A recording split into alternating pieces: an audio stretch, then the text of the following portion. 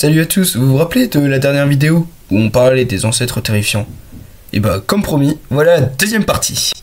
Et on va commencer avec Castorwad, un castor de 3 mètres de long. Castorwad vivait dans les lacs, les étangs et les marais d'Amérique du Nord entre 3 millions d'années avant notre ère et 10 000 ans avant notre ère. Il était végétarien, mais comme tous les rongeurs actuels, était extrêmement territorial.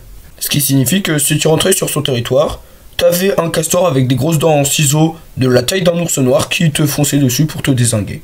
Et c'est parti pour Elasmotherium, un rhinocéros de 6 mètres de long. Il vivait entre 2 millions d'années avant notre ère et 126 000 ans avant notre ère, dans les plaines asiatiques. Sa corne à elle seule pouvait mesurer 2 mètres de long. Enfin, a priori, puisque on n'a jamais retrouvé de corne d'Elasmotherium. On a mesuré sa longueur grâce au dôme osseux d'Elasmotherium. En revanche, on a retrouvé des peintures rupestres en Asie, sur lesquelles Elasmotherium avait plutôt cette gueule.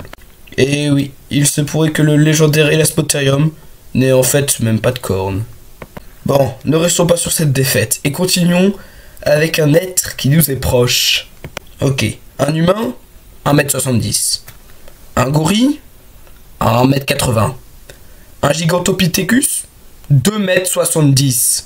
Ce géant qui vivait en Chine, en Inde et au Vietnam, entre 9 millions d'années avant notre ère et 250 000 ans avant notre ère, semblerait être un proche parent de l'orang-outan. Il vivait dans les zones boisées, et l'usure de ses dents suggère qu'il se nourrissait de bambou. Tiens d'ailleurs, ses dents, parlons-en. À une certaine époque, en Chine, on les vendait comme des dents de dragon. Et il semblerait que cet énorme singe soit à l'origine de la légende du Yeti. Eh ben...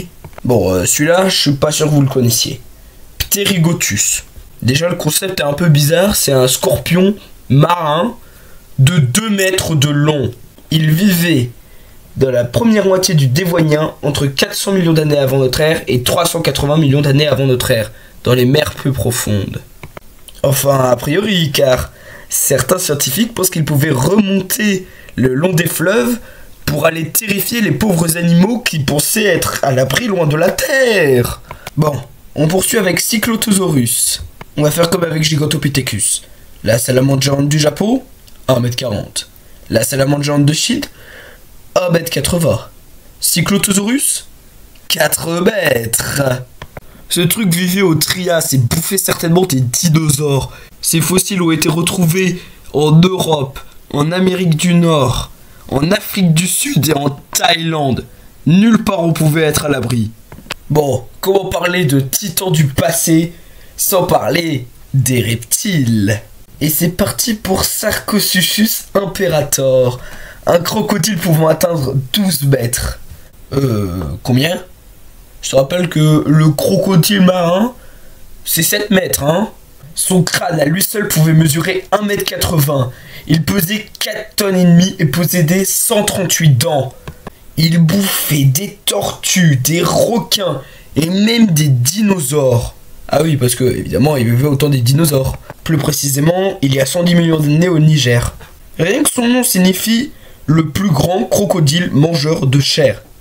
C'est trop stylé. Bon, un petit dernier pour la fin. Je vous présente Archelon. Archelon est une tortue qui vivait au Crétacé. Et comme tous les reptiles de cette période, elle était énorme. Mais vraiment énorme. Enfin, je sais pas, une tortue genre des Galapagos, c'est 1m50. Une tortue lutte, c'est 2 mètres. Une Archelon, c'est 4 mètres. Elle possédait de gigantesques nageoires pour se propulser dans l'eau. Et on pense qu'elle se nourrissait de méduses.